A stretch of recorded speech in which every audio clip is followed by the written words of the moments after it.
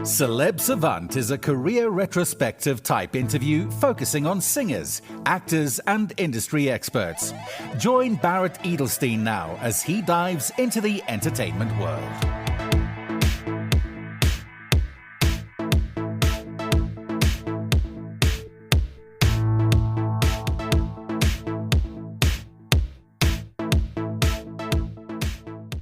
Tommy Champion is an American genre-fluid music producer, songwriter, instrumentalist, and sound designer known for crafting immersive sonic worlds alongside his collaborators. Tommy's work is rooted in a deep adaptability to his artist's creative rhythms and vision.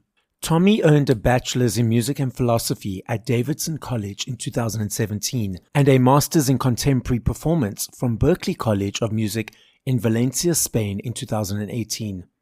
Now based in New York City, he works primarily out of the Carriage House and serves as a creative director, head writer, and head producer for Honeybee Publishing.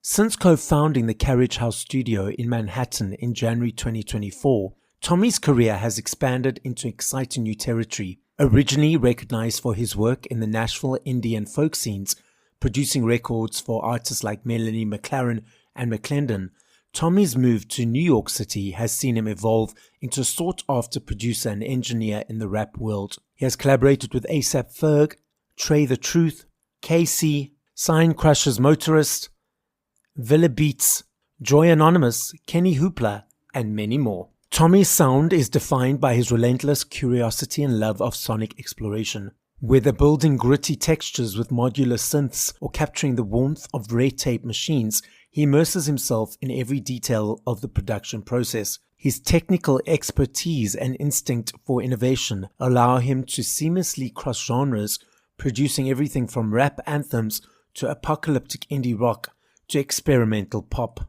Up next on Celeb Savant, we've got Tommy Champion. Where in the world are you and how are you doing?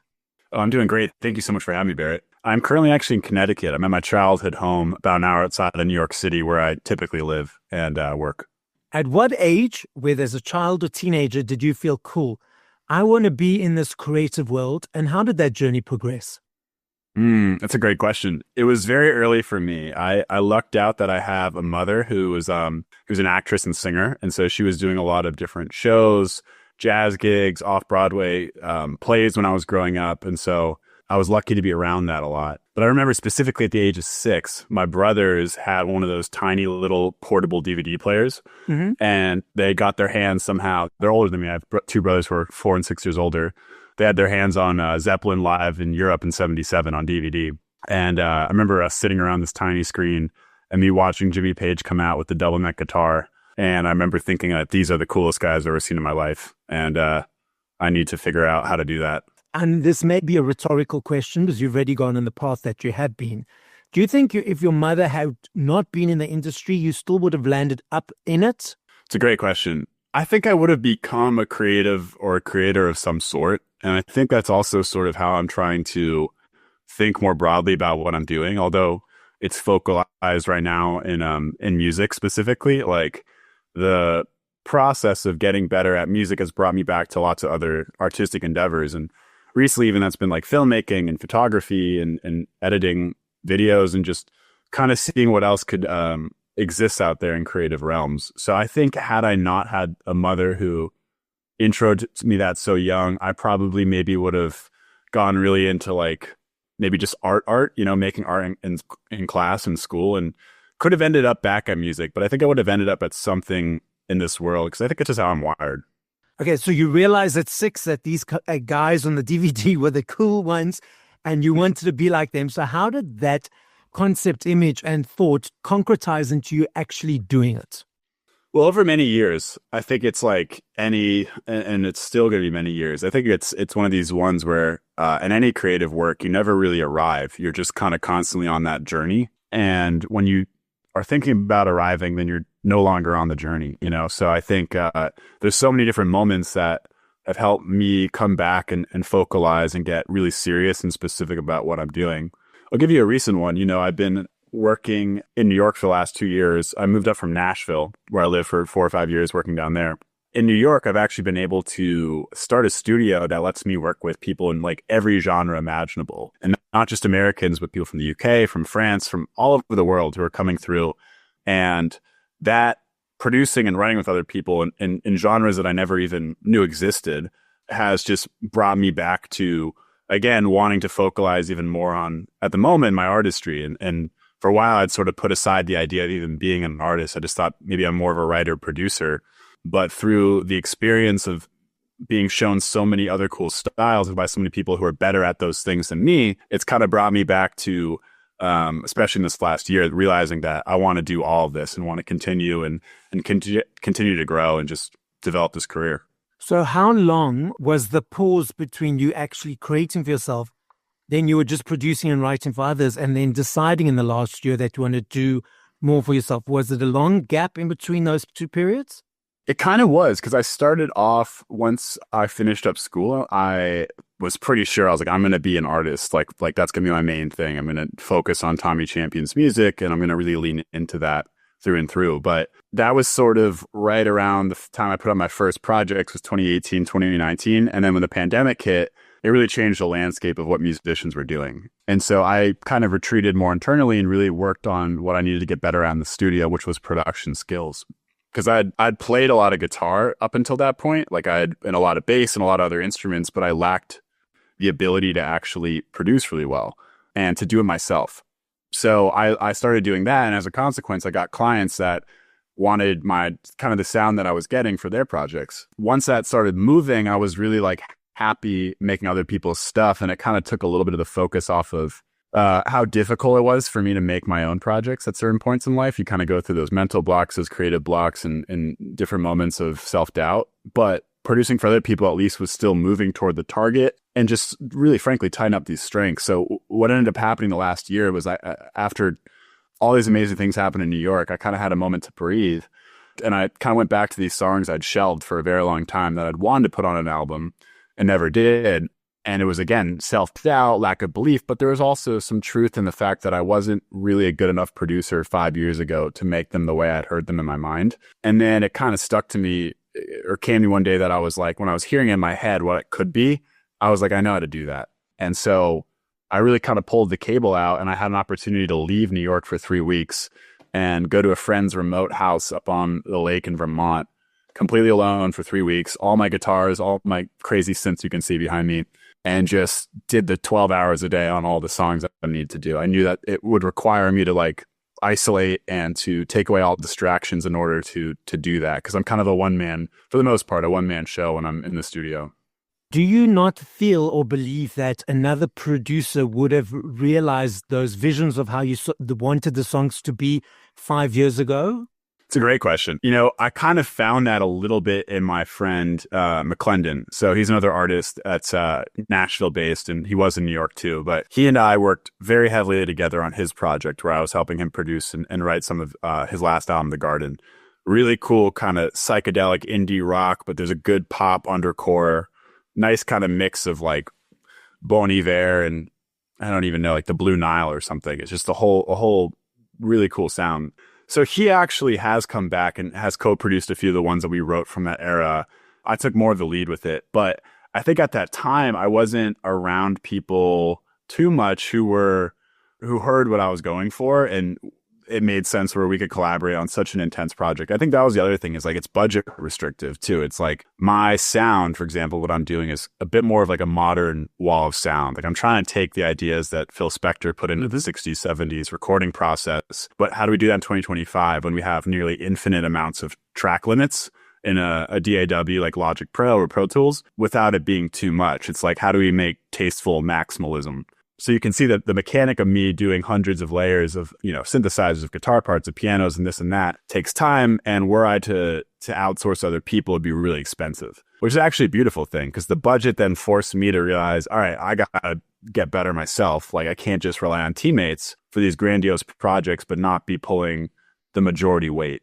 And also, do you feel potentially the busyness of doing and creating and writing for others was also a distraction and allowed you to potentially procrastinate in recording your own stuff? Yeah, no, I mean, there's tons of ways to look at it that way. I think shoulda, woulda, coulda is one of those really tricky things for any artist or really anyone, in life as you reflect on what could have been. I think in some ways, I feel like I don't want to say I wasted the last 5 years, but I feel like I probably should have had a different viewpoint on my own self-confidence, what I was able to do, even if it would have been slightly incorrect. I think it's better to go 100 miles an hour and hit a wall than it is to go like 2 or 3 and, take the safe journey. I think it's much easier to just go and make a mistake, and then you turn left or you turn right, and eventually you find your way out of the forest. And I found that since I moved to New York, the pace was 20x what I was doing in Nashville. And that was really good for me because it picked up like the importance, or kind of like the fact that this time's dwindling. We got to roll. Yes, in a sense, there was a little bit of a distraction with it, but I came away with a really great network of people and so many different nights and days, every freaking day, where I was making a new song, writing, and getting those skills down of like, hey, nice to meet you. Who are you? Where are you from? What do you do? What vibes do we want to do today? All right, cool. And 3 hours later, we're walking out of there with like a song that's done. And I could not have done that 8 years ago. I mean, the idea of finishing a song in 3 or 4 hours on a computer would have been just baffling to me, because I was coming from it from a musician standpoint of like jazz band, guitar player kid. I was in rock bands, had no idea what was possible on the computer. So I had to immerse myself in really the skills of what people are doing technologically to catch myself up, because I think I'd focused so many years in my younger years on like playing and being a good player. And then I realized that takes you to a certain spot, but production mixed with playing and performance allows you to really do kind of everything under the sun in the music world.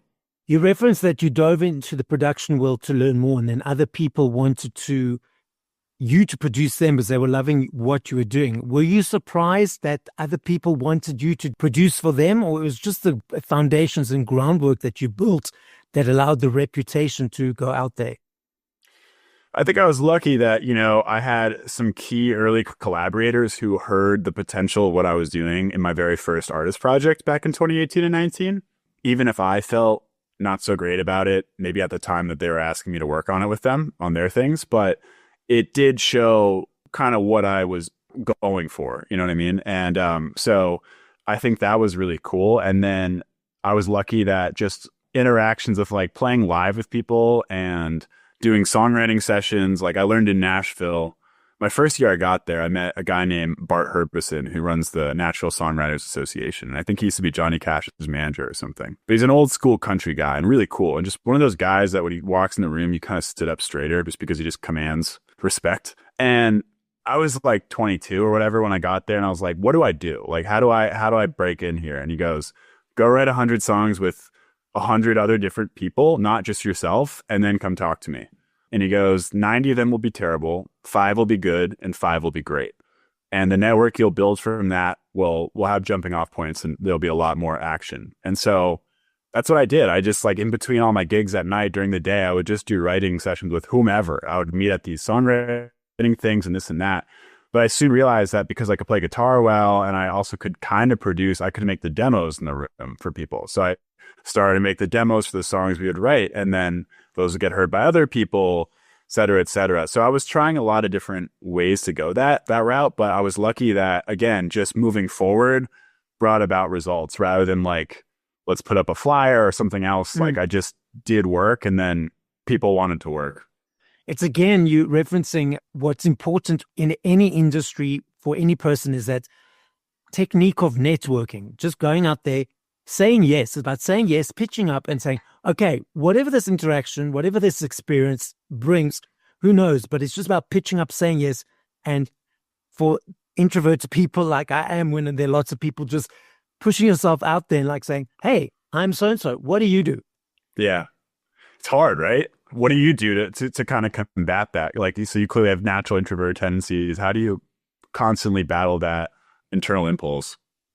Well, you see, the thing is for me was I've done over 400 interviews now. I sort of go into my host mode, and I love asking people questions about who they are and what they do. So I allow the attention and focus to be on them and just to hear their stories. And then that's how I allow myself to come out of that introverted mode. That's so true. And everyone always likes to have good questions asked of them, especially when you're meeting someone for the first time. So it's great advice because so many artists too, particularly in my world, including myself, I'm probably more of what they call an ambivert, which means I can kind of chameleon depending on the situation, but I lean heavily introverted. But I know it is hard for a lot of artists because it's like, this isn't what we do. We're not businessmen by nature, but at least with other creatives, it's not hard. That's what I've liked. Just like in New York, there's such an art world. So like, it doesn't feel networking. It just feels like you're talking to another person that is interested in the same things for the most part. You referenced earlier that you were embracing and creating in multiples of different genres. So when a new genre came into the room, how did your creative brain adjust to that genre? Was it quite quick because you had built up foundations in other genres, or did it take you a while to wrap around that specific one? Yeah, I think it's one of those ones, as I've gotten older, I've just realized how incorrect my assumptions and beliefs were when I was younger. You know, like you just continue to get shown that what you thought once was incorrect. And I think for a while, especially kind of coming from the jazz rock world, I had certain beliefs about certain genres that were like, oh, these aren't as quality as other ones. They're so easy to make. Anyone can make them. You know, you hear the same arguments for modern art and things like that too. But what's great is when you actually are put in the room and it's like, hey, can you make a bass sound like that? Can you actually make that like a crazy house type kick? Or like, can you make that work in that capacity? You start to swallow a little bit and you realize, yeah, maybe I don't have that. Maybe there actually is a whole other art or skill here that I've ignored. And let's dial into that. So, because basically what's happened to me in New York is I met a guy who's got an amazing property. This house in Manhattan, his name is Gordon. And we came up with this idea of sort of creating a residential studio because it has so many bedrooms and stuff. So artists can come stay from wherever. And because of the weird Airbnb laws in New York, Gordon actually lives on premise. So he's able to rent that out. And we're able to bring in artists, teams, producers, writers to come stay and work there across multiple floors. Once we started that concept and started building that and seeing who was coming through, I knew very quickly that like beginner mindset was going to be really crucial here for working with new people. I think it's about connecting with the person first. Like in a session, what I try to do is just meet someone, chop it up with them a little bit, you know, just do that kind of background thing, get to just suss out kind of like where they're at energetically, what they're about. I'll usually ask, can you play me some stuff? What have you been working on? What's been moving you? What have you been gravitating toward? And then during that, you can clock a lot. You know what I mean? So like, I think good producers generally can kind of feel where something is sitting metronomically, even without, you know, like, oh, it's in the 120, 130 realm. Okay, this is sort of an offshoot of house, or hey, this is like a different kind of like IDM jungly type thing, or you start to notice characteristics, or this is just a straight folk song, right? And so then I'm kind of thinking about what instruments I have around, like what could I contribute? Where would I be useful? And then from there, usually start an idea. And that could be me having a bunch of pre-prepared ideas to show them, or us starting from scratch, or they maybe even have a song that they're like half writing and they're like, hey, you would be great to work on synths and guitars and XYZ in this context. But I usually try to be very low key with it at first, because more often than not, if you have someone coming in who's very into a specific genre, they know a lot about it. And so again, I'm not the expert in that situation, but what I do know well are like instruments and things like synthesis. So I quietly, what I love to do is actually, even when I'm in these rooms, if I'm on the computer, if I'm not writing with somebody, I will get other instruments with my headphones and start preparing ideas without bothering them. Because one of the things I realized pretty young is, like, as a guitar player, the most annoying thing you can do is just noodle in the background while you're in a room with like other people either working or doing other stuff. Like my brothers used to laugh with me, just like, shut up, you know, you're constantly playing. So same thing in a writing room. You really do not want to be noodling while somebody's working on drums or something like that. You got to be quiet and you got to be low key. So I'll do things like this, for example, which is like an OP1 field. And it's a combination synthesizer, sampler, drum machine, and kind of digital tape machine. So like I'll very often kind of see what BPM they're working at, kind of listen, and with my headphones, I'll start working on ideas down here, even record my guitars, my bass, or whatever in here. And then maybe at like an appropriate moment, if I feel like there is something to add, I'll slowly press play and kind of sneak it in with the mix of what they're working on. And if their head turns and goes, whoa, what is that? That's great. Record it in. I go, good. And if they say nothing, you kind of know, turn it back down and try something else, or just see what else you can do. So I think it's a constant, it's like a game of psychology in a way. You're trying to read people and understand their backgrounds and not intrude, but like add if you can, that's how I look at myself in those situations. I'm sure you've worked on a lot of the genres now, doing it for a while. Also, when you are fresh to a genre or a type of thing, they're fresh ears, fresh eyes.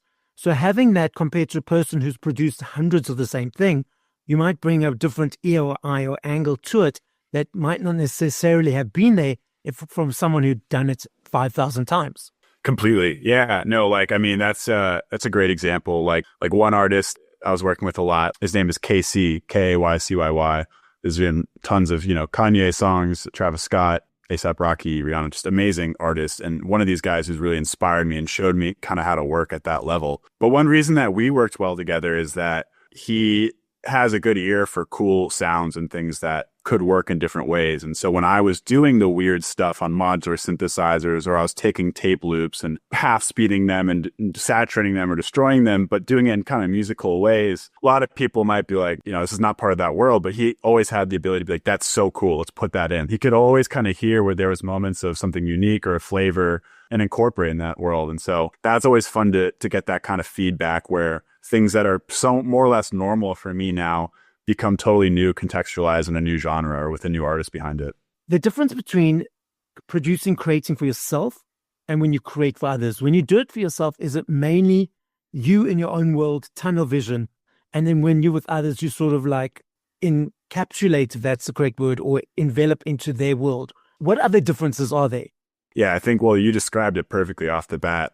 I think the biggest thing is there's less pressure when if you're not the primary artist on something, but you're a writer and a producer, artists, have to sort of bear the brunt of releasing it, of being the face of it, of kind of for lack of a better word, kind of mascotting that sound and that song and that thing for a long time. And so there's been times in my life where, I've made something that for me, like, really emotionally gut punches me, or maybe sounds really intense, or has all the different extremities of like the human experience. And you can get scared by that. You know what I mean? Like, I think it's scary when you feel like you've hit something that is really beautiful or dark or sad or overly uplifting, or just something that feels too extreme. Because, the culture wants us to sort of sometimes sit in these lines. It's nice to be able to be like, hey, I produced that, but that's your name on it first and foremost, and mine's secondary. But again, I think that came out of like my earlier mid-20s, just like fear again around like being perceived and stuff about what you're making. And now more than ever, like I love music because it can give me the tingles down your back in a way that nothing else can, right? Like I can truly hit other sort of spiritual dimensions just through song. And always have since I was a kid. And so I want to participate in creating those transcendent moments. Now what's hard is my music, I think, is so focused on that kind of feeling. Like I want you to float. I want you to kind of have like a crazy catharsis. I want you to really feel like you just experienced a movie and a song, rather than just it being like, hey, this grooves, or this is a fun dance thing. Like I love making those things too. That's like a different type of functional music and something that with my production I get to do all the time. But I've used the artistry to be like, all right, let's lean into the more uncomfortable nooks and crannies of like what we feel as humans and artists. And for the first time, me not be like afraid to express that in my own way.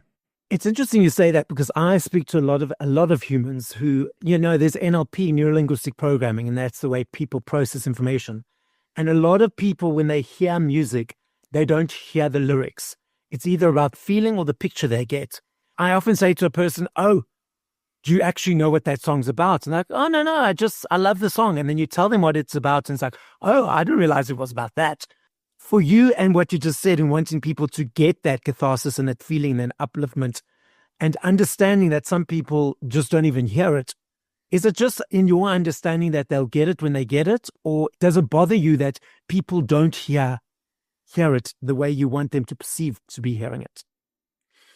Well, I think it's a really great point too about that, like about lyrics and feeling the world. The album is such where it is about the sonic world, I think, first and foremost, and the lyrics are slightly secondary, but they're designed to be specific but universal enough that like I want people to insert themselves in that whole world and maybe see themselves from the perspective of the narrator.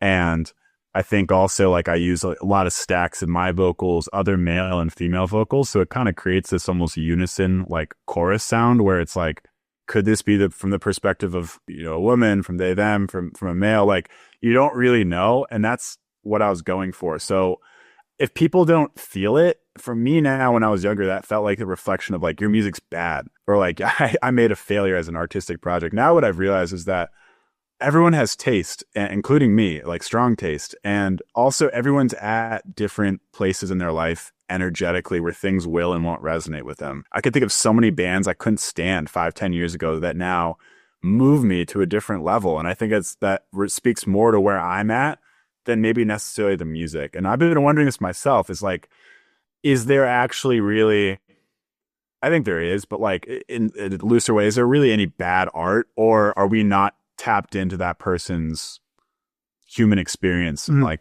are we not able to relate with it? Is it more of a sign that there's a division between our perspectives? And those things are good sometimes. We're going to have those. It's just natural. It's so nice when a new genre or a new style of music for the first time clicks for me. You know what I mean? Where I'm like, God, I get it. I get what that's coming from now. And I think living and working with more people that make that stuff and hearing about their life experiences and getting to know them creatively and as people has helped me be more open. So it doesn't bother me too much now. I mean, at least I'm trying not to let it. We'll see how it all feels when it's coming out. But I know that there's a lot of people who've had massively profound like moments of catharsis with just some of the songs that I put out. And that alone's enough. And I have, so at the end of the day, those are the two benchmarks. And I think I got to go with, if it gives me chills down my spine, or at least for a certain period of time, then it's worth putting out. Tell us more about the album. You've referenced a portion of it. Tell us more about it. It's coming out, you said, 7th of November. Yep. What else can you tell us? Yeah, the first single came out in July, and then the next one August. So it's really exciting to just get this initially started. But the album, I think, falls into that kind of concept album world where, again, a lot of these were things that I had shelved because I kind of didn't believe in my sound for a long time. I didn't really believe in what I was going for. And it's always hard for an artist to describe it. And especially right now, if you're listening to this and we're talking like what my sound is, but for kind of a short elevator's pitch point of reference, it sounds a little bit like, it sounds like 70s kind of psych rock, kind of like Pink Floyd meets almost like the Zeppelin ballads, where there's all those mandolins and bazookas and acoustic guitar, meets sort of like Todd Rundgren and Sufjan Stevens and like Beck. So there's this kind of merging of kind of soft psychedelic and art rock, but then a heavy emphasis sort of on folk instruments. I use a ton of acoustic guitars, baritone, Nashville high strungs, bazookas, banjos, and I'm a boy from Connecticut. So it's kind of funny. It's like that mixed with modular synths and these really delicate string arrangements and things like that. It's really epic. It's pretty maximalist. It's about really kind of showcasing a lot of the sounds that I love and going for that wholeheartedly. I'm not into minimalism right now. Like I get to do that when I produce for other people. But I think it's a lot easier to be minimalist than it is to be maximalist right now. And that's a contrary thing because everyone's like, cut back ideas and this and that. And I'm like, no, I don't want a Bauhaus sculpture. I want another Acropolis. Like I want to see, that's what I want built. I'm interested in that again at this moment in my life, for me and what I'm building. And I'm seeing more of it right now, which is really cool. I think AI is pushing us toward people wanting stuff that's like incredibly wrought and hand worked. Like, have you heard of Quadeca recently, this artist? Mm-mm. He just made this whole visual album for his project. But anyway, crazy. It's a similar kind of world of just one guy kind of making like a really, really, really beautiful concept record that he poured his heart and soul into. And in a way, that's what I'm trying to do with this one. I'm trying to draw from a lot of different things. As a part of this whole thing, I too have been working and doing the art for it and creating the visuals, and I actually got to collaborate with these two cinematographers in New York, and we're creating a short film to sort of tell the narrative stories behind the album, because there's actually a really cool story that underpins a lot of it, dealing with my godfather, who was a Norwegian sea captain and used to be sea captain of cruise ships that would go all around the world. And I sampled kind of my last conversation with him where he talked about taking his ship into the most harrowing, treacherous Norwegian fjord called Trollfjord with about 2 feet of width on either side and doing a full 360 before coming out. And I used the bits from this voice memo, our last conversation before he passed away 7 years ago, inside this first single. And it's been really cool to hear